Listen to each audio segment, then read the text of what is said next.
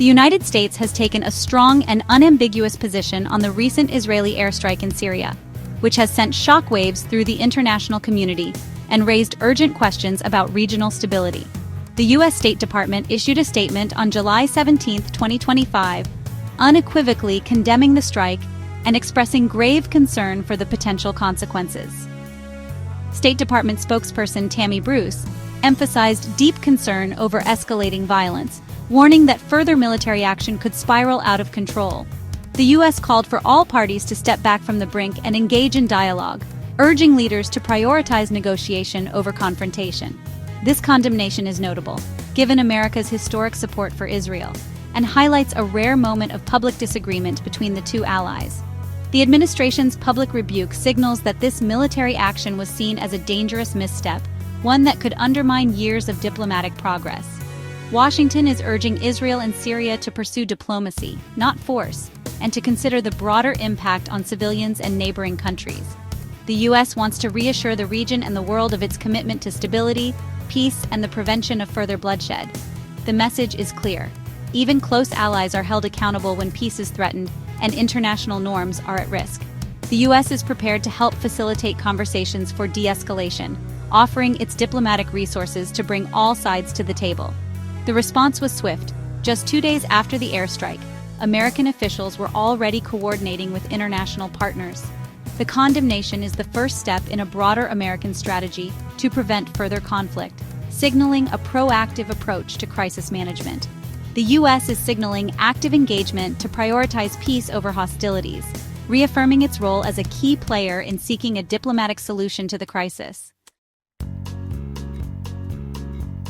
The incident unfolded on July 16, 2025, a date that would soon be marked by international headlines and widespread concern.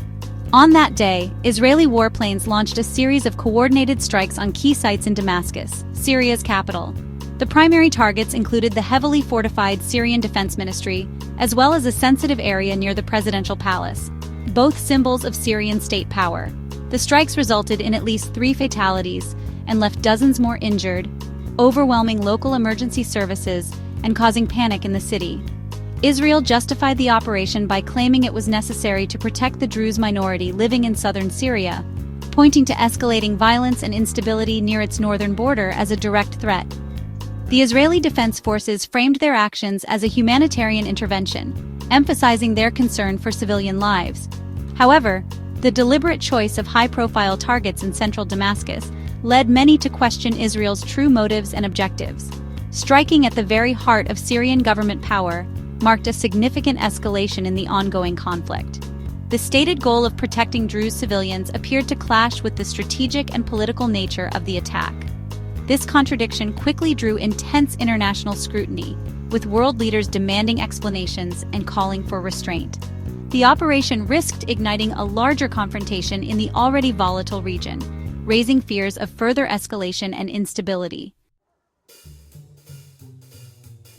The U.S. views the recent Israeli airstrike as a dangerous miscalculation that could have far-reaching consequences for regional stability. American officials are concerned that such actions risk escalating tensions and undermining diplomatic efforts in the Middle East. Secretary of State Marco Rubio suggested the incident stemmed from a misunderstanding of local dynamics, emphasizing the complexity of the situation on the ground and the challenges of interpreting fast-moving events. According to U.S. intelligence, Israel misread Syrian troop movements as a direct threat to the Druze community. In reality, Syria was attempting to quell local violence and restore order in a volatile region, not preparing for an attack.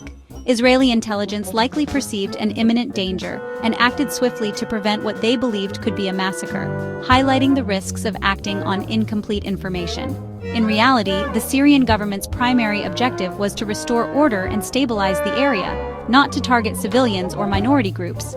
This misjudgment by Israel helps explain the disconnect between its stated humanitarian goals and the actual consequences of its actions on the ground. The U.S. theory of misunderstanding offers a diplomatic off-ramp, providing a way for all parties to step back from confrontation and focus on dialogue.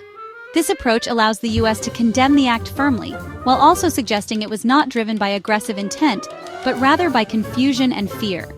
Ultimately, this perspective creates space for renewed dialogue and de-escalation, encouraging negotiation over retaliation and helping to prevent further violence in the region. After the airstrike, the U.S. quickly shifted to diplomacy. Secretary of State Rubio announced a breakthrough. The U.S. brokered an agreement between Israel and Syria to halt escalation. Details remain private, but both sides have committed to de-escalation. The U.S. positioned itself as mediator and guarantor, using its influence to secure promises. Swift intervention prevented immediate retaliation.